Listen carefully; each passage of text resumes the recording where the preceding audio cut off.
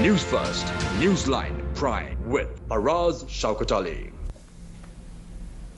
Good evening to you. You're watching Newsline Prime. Unfortunately, Faraz couldn't be here with us this evening. I'm Chaturanga Porach and I'll keep you company for half an hour to keep you updated about the political situation. Obviously, everyone is interested in the LPTIA local government election and what happened there. There's a lot happening in terms of all the presidential candidates. Almost everyone who are being spoken of are having their main campaign rallies around this time frame, so we are going to talk about that as well. We're going to have a special focus on yesterday's New Democratic Front presidential campaign rally held at the Golf Face Green. We're also going to talk about the SLPP presidential campaign rally as well. Now, all of this is going to be discussed today. Who am I going to talk to about all of this? We have Mr. Rasika Jayakodi, who is here with us. Thank you, Rasika, for being here and agreeing to be on the show. So let me get right to it.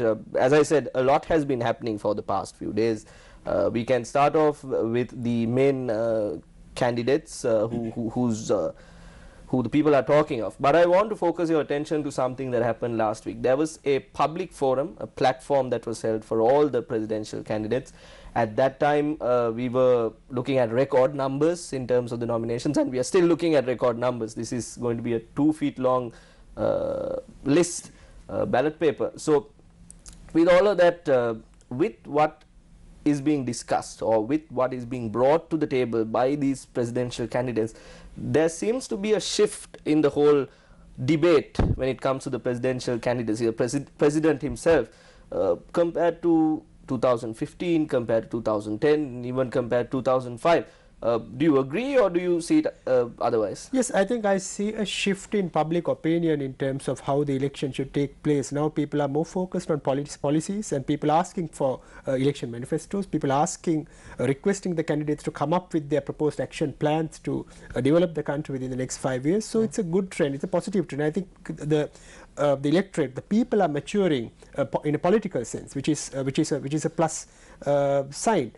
At the same time, now at the initiative on the public platform that is organized by a couple of civil society groups, it was a good initiative. It's a commendable effort, and they managed to get all the major the main candidates except Mr. Gotabaya Rajapaksa, who didn't turn up despite the organizers said that they had extended an invitation to official invitation to Mr. Rajapaksa, but he failed to turn up.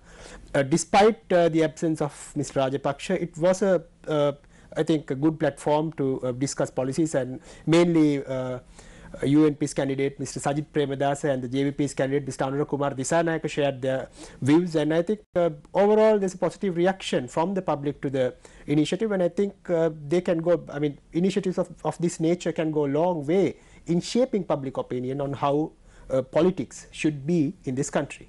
Yeah, Rasika, now when it comes to all that is happening here right now, the main people that the people are talking of are the two main candidates of the two main parties. Then, of course, the NPP's Anurakumar Disanayake, people like Mahesh Nayaka and Rohan Palnewata. These are a few names that have been spoken. I'm not trying to be unfair to the other few presidential candidates as well, but I want to focus your attention also to these main candidates because the people seem to be talking about these people.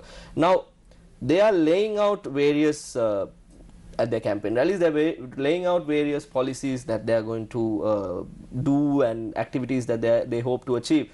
But again, the practicality of these should be questioned by rational people, and I'm trying to do that right now. People are coming forward and saying various things, but we've seen in the past the track record of this political sphere in our country does not allow politicians to, or the people to, look back and say, you said this but it's not done. Do you think there will be a change in the system this time? Because as you said, the people seem to be more engaged this time, and that's undoubted. And do you think there will be a change? Yeah, I think with the people at large maturing politically, they will be more inclined to follow up on these promises and pledges given by politicians.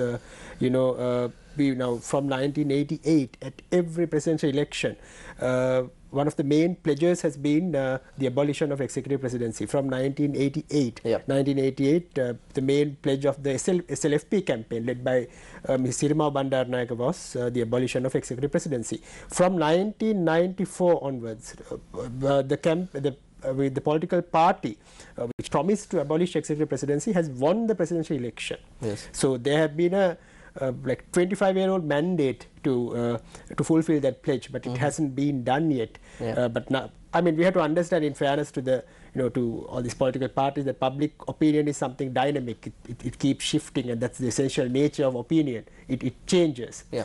But what needs to be highlighted is that the people have been, over the past 20-30 years, people have been a little reluctant to follow up on these promises and mandates they have given to these political parties or politicians who have run for for public office.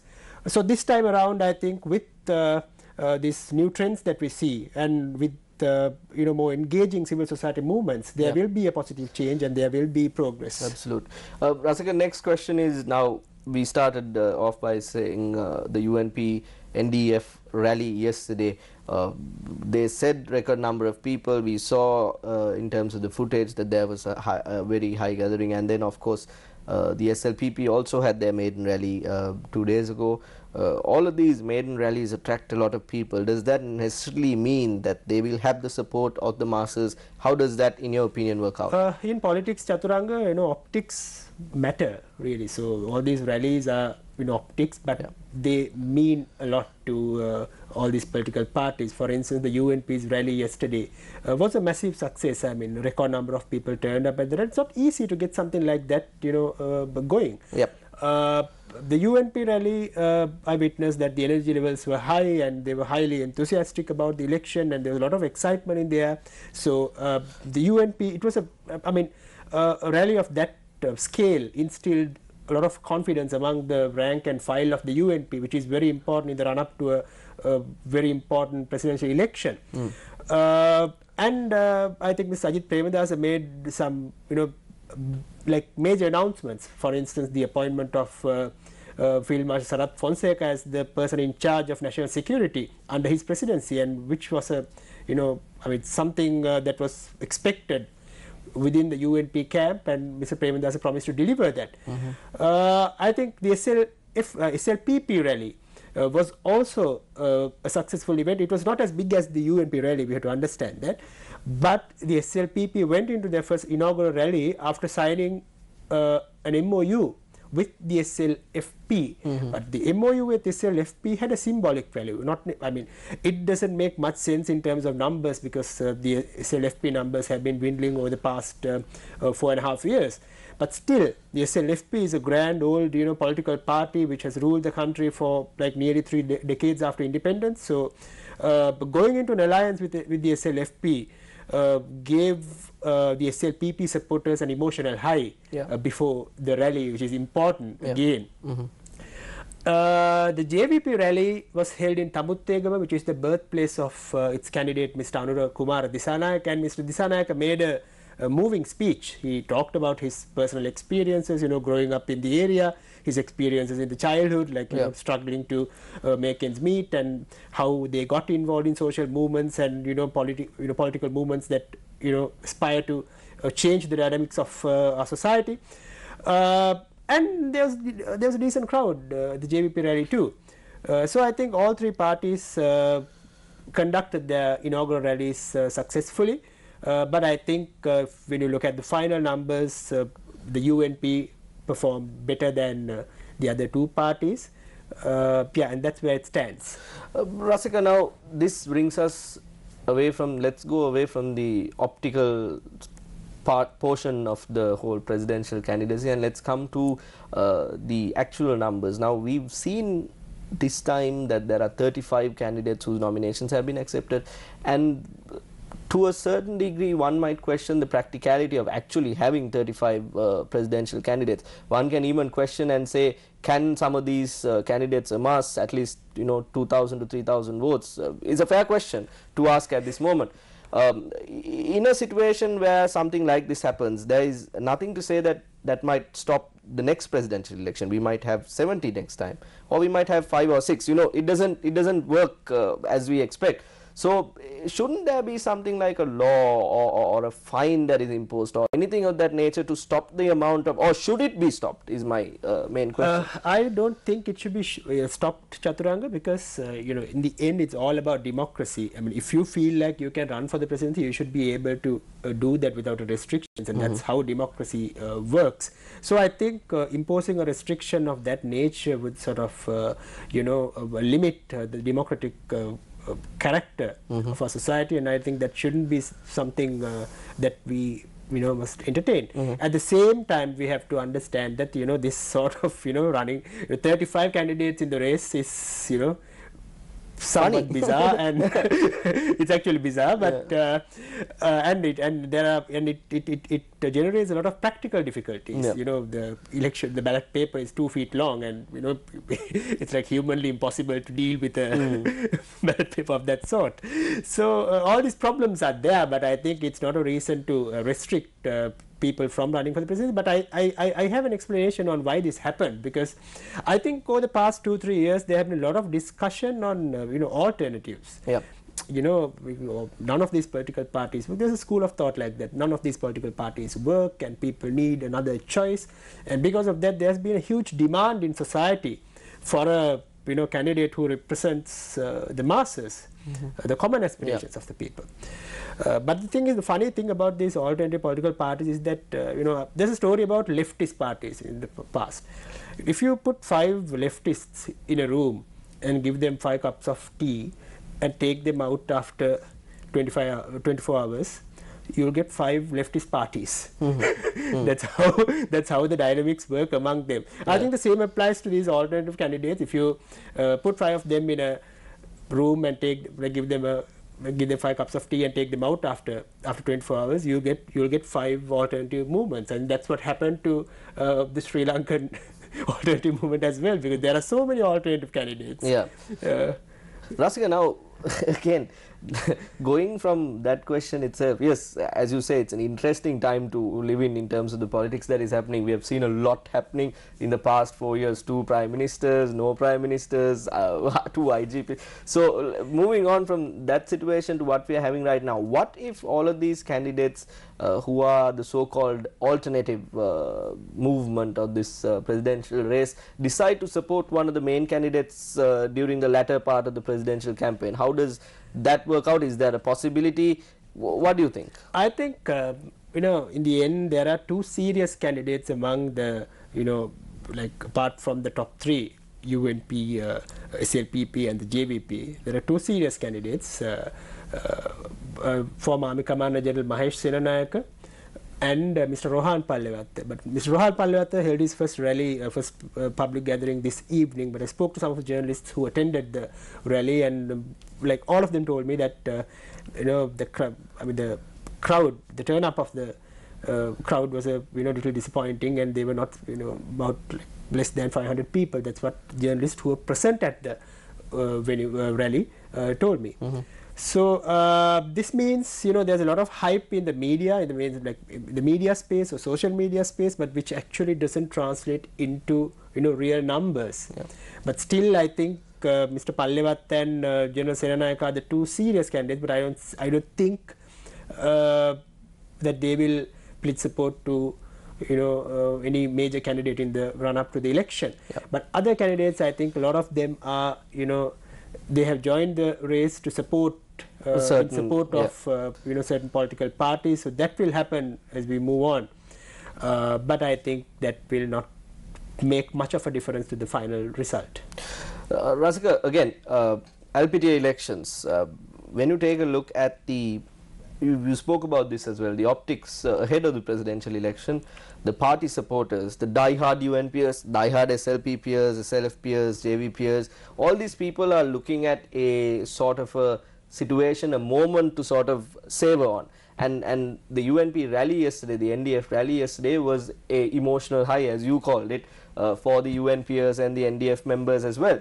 Now, the LPTI election and the result will also have an impact on the overall momentum of these both parties, and including the JVP as well, all three parties. Well, the LPTI election and LPTI as an electorate, LPTI to the SLPP is what Colombo is to the UNP, right? So it's one of the strongholds of the Rajapaksa camp.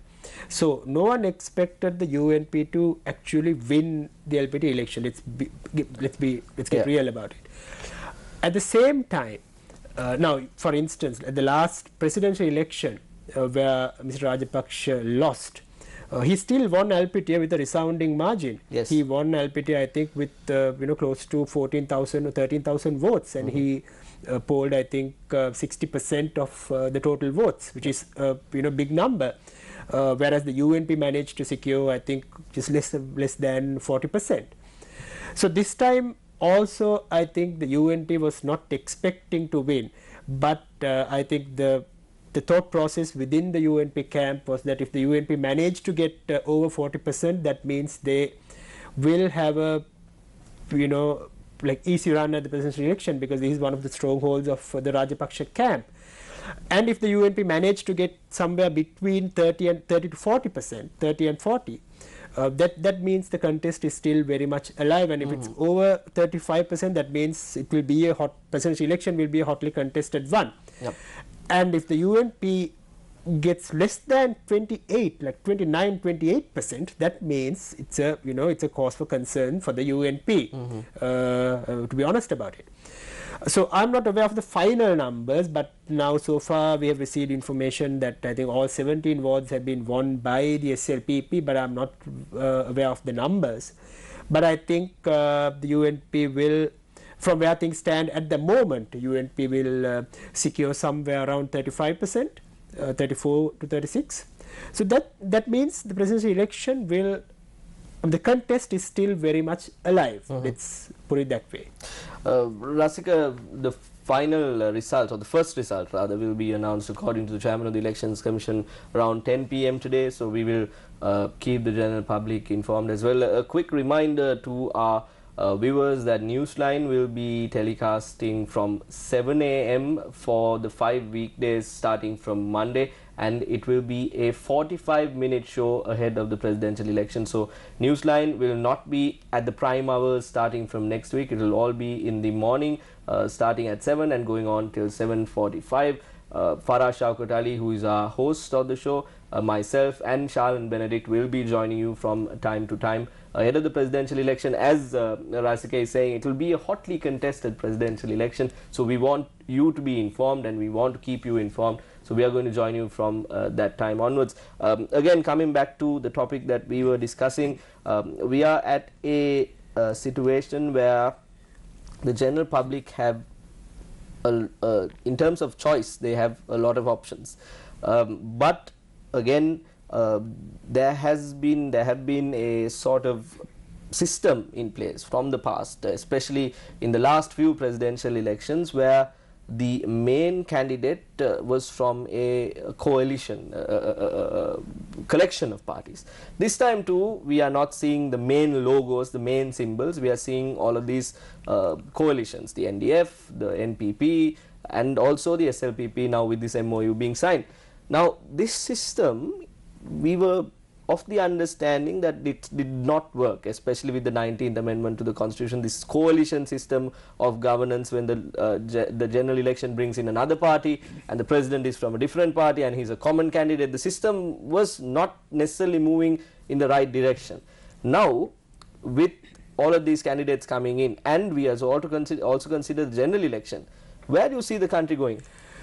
It's like this, Chaturanga. I think the 19th Amendment to the Constitution actually created a system where the President and the Prime Minister, including the Cabinet of Ministers — when I say Prime Minister, I also incorporate the Cabinet of Ministers into that — the President and the Prime Minister had to work in great understanding and cooperation. I mean, the president cannot function without the prime minister, and the prime minister cannot function without the president. Yes. I mean, the cabinet and the prime minister. So all these parties are intrinsically connected when running the government. That's the essential nature of the 19th Amendment of the Constitution.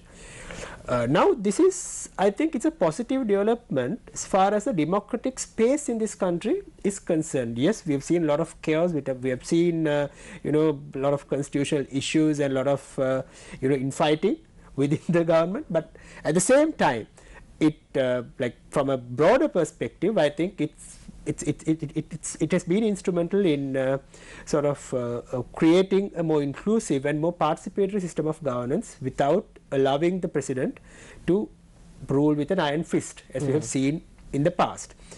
So I think 19th Amendment to the Constitution is a progressive move despite all its flaws, but it has to be strengthened, it has to be developed further. For instance, we have the Constitutional Council. The president, when it comes to key appointments, president has to send his preferences to the council, and the council will endorse and make the final decision. But there has been no, there's no regulation or no criteria for the Constitutional Council to measure the resumes of, the preferred candidates chosen by the president. So these flaws are still there, and it needs to be worked out. But from a democratic perspective, I think it's a positive sign. So coming back to your question, these coalitions and alliances, all these parties must come to the realization that according to the 19th Amendment, which is now part of the country's law, president and the prime minister must work with greater cooperation. There's no other way. So that has to be kept in mind when running the country after the election. Rasika, the main question that everyone is asking these days is, what if no one can get 50? Yes, I think that's a very important question, and that's a very real possibility. Far as I see, now we are still in the early days, and 5 weeks means a long time in politics. But I think it's a real possibility, and then I think the second preference will come into play. However, it's very important to understand from public perspective, like the voters they are allowed to use 3 preferences at this election. So it's very important that they use their second preference at this election without holding it back. So because that will actually contribute to the final result if none of the candidates get over 50% at the final analysis. So I think we must make this an opportunity to remind the public to use their second preference, because that will be important when deciding the final outcome. Rasika, now everyone seems to be worried about, all these presidential candidates are worried about the Muslim and the Tamil votes. They talk of the percentages that are involved, they talk of the numbers, and some are even contesting directly and to get hold of these segments. Now, the importance of all these votes, we've seen it in the past as well. The UNP seems to have enjoyed the Tamil and the Muslim votes in the past few elections as well. Now, this time, what do you think of the voter turnout altogether? We've seen a voter turnout of 68% to 70%. Today, at the LPTA local government elections, we've seen 72% from what we know. That is a very encouraging number of voters turning out. So, with all of this, how do you see the voter turnout? Do you think, I'm asking you this question in terms of a breakdown as well. Do you think there will be an increase or a decrease in Muslim votes, increase or decrease in Tamil votes? How do you view this? I think from where things stand at the moment, the UNP still enjoy the support of the majority of minority parties. Sorry that I had to use that word, but the politically incorrect term, but for the sake of conversation we'll use that. So majority of Muslim and Tamil parties, we have the SLMC and ACMC led by Mr. Ishaq Baduddin supporting the President Mr. Digambaram's party, which commands, I think, a sizable proportion of support in the state sector. And the TNA is also still weighing the options. I think they are more in favor of supporting the UNP candidate, and that's where Prime Minister Ranil Wickremesinghe will play a major role, because I think among the minorities and minority parties, he enjoys a lot of support. So I think that's why he'll have to contribute to the UNP's overall campaign in a critical way.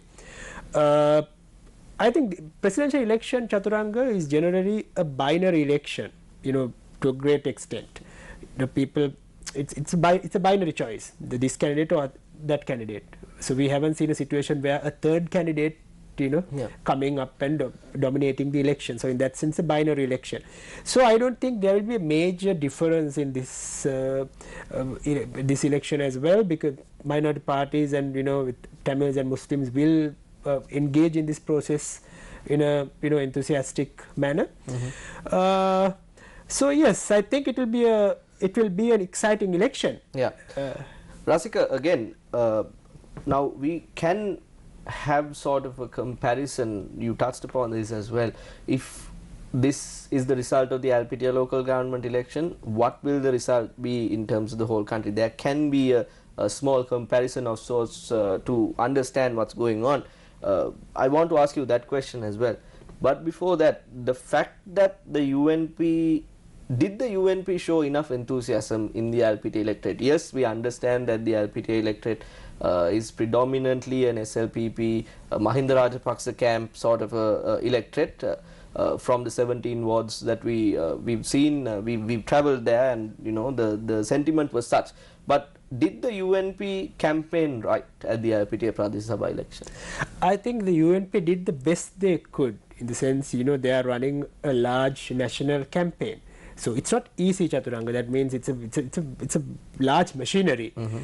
But I think they did their best to ensure that that they put in their best effort to the LPT election. But again, there's a limit to which they can go. I mean, as far as the UNP is concerned, I think the thought process was that getting over 40% in LPTA would be a victory. Would be a victory, and that will contribute well to the national campaign. But so if the UNP gets, as I told you earlier, less than that, but above, between 35 to 40, that's a satisfactory outcome for the UNP, and I think that will be that will also give enough confidence to the party rank and file, because at the last election, as I told you earlier, 39% was the percentage in LPT, Bentara LPT electorate, where the UNP won the national election, presidential election. So I think the same applies to this situation also. But a lot of ministers went to LPT over the past 2 weeks. They went from house to house. They did a lot of house-to-house campaigning. They addressed a lot of pocket meetings. They did their best. And I think so we'll see the final result. About 1.5 to 2 hours we'll be able to see what is going on in the LPTA Pradesh Sabha as well. Now again, we are talking of the presidential election. 16th of November is going to be the day. 35 candidates, 2 feet long ballot sheet is what we are looking at. The costs that are involved is a topic that should be discussed. Initially we knew that it was going to be 4 billion. Now the chairman of the Elections Commission has come forward and said it might be even 5 billion, it might just go beyond that as well. This also has a part when it comes to the fact that there are 35 candidates. So with all of this going on, the cost is something that we should pay attention to. It is a part of democracy, we have to understand that as well. But 4.5 billion to 5 billion is a big amount. It's a big amount, and it's I mean, in the end, this cost is who pays for this? You and I, the taxpayers, people who buy a loaf of bread or buy a box of matches from a boutique, right? That's how it works. And that I think it's very important for the candidates to understand that the taxpayers are paying 5 billion for this entire process, and I mean, upon election, they put that money into good use. I think that's the message we have to drive home. Absolutely, very important message, because 4.5 billion to 5 billion is a very big amount. and we are talking of Sri Lanka, and you know we have reasons. And also for the campaigns, politicians to do justice to the public. Yeah. When running their campaigns, don't resort to racist measures, don't spread racism, don't spread hate. Then we are all paying for this. Yeah. So Everyone is paying for this. that's also a very important message. Absolutely, absolutely. Rasika, we are in the final bit of this evening's program, but I want to take your attention to slightly away from politics, and I want to ask you this as well. Now, when we talk about the presidential elections, the overall understanding of a presidential election is, yes, we appoint the president. Now, this is the first time that the 19th Amendment to the Constitution is also in play, and there seems to be, the people seems to still be looking at the president the same way we looked at the president before the 19th Amendment to the Constitution. So, can you explain to our viewers and to me as well of what the possible changes are to the seat of the executive president with the 19th Amendment? Now, with the 19th Amendment, lots of shackles have been put on, imposed on the president. So, imagine like a scenario where Mr. Gotabaya Rajapaksa, the candidate of the SLPP, becomes the president. Now, according to the 19th Amendment, it's still not clear whether the president can sack the sitting prime minister. Well, he's the appointing authority, but he can't unseat the incumbent prime minister. So it's a grey area. At the same time, in Parliament, the SLPP, the joint opposition, still does not enjoy a majority. I mean, the other side, the UNP TNA collective, commands the support of 119 or 120 MPs. And with Mr. Velgama defecting, I don't know how this may have changed. So it's, I mean, now if Mr. Gotabaya Rajapaksa gets elected as the president, he will have to come to some sort of a working arrangement with the current Prime Minister and the Cabinet of Ministers on how to proceed. That doesn't mean they will govern together. Either they'll have to back a motion in Parliament to dissolve Parliament early and go for general election, or they have to come to some sort of working arrangement as to how proceed until the next election. Or there, if some group of ruling party MPs align with the other side, then they can form a parliamentary majority and, work as a new government. I mean, this is if Mr. Rajapaksa wins the election. And if the UNP wins the election, I don't see a major problem. The current setting will continue. Rasika, with that, we are out of time. I would love to talk to you about this developing situation for longer, but unfortunately that's all the time we have. I hope we can get you on one of our morning shows as well. As I mentioned earlier, the morning show will now be from 7 AM to 7:45 AM from Monday through Friday, so stay tuned to that as well. Faraz Shaukat Ali, myself and Sharan Benedict will be joining you to keep you updated about the political situation early in the morning. So we are looking forward to that as well. Again, Rasika, thank you very much for joining us and coming here to the studio to talk to us about the current situation. And throughout the next few weeks, we will be talking to almost all the major presidential candidates as well on all of our TV programs. So stay tuned for that as well. That's all we have for you this evening. Thank you very much for watching.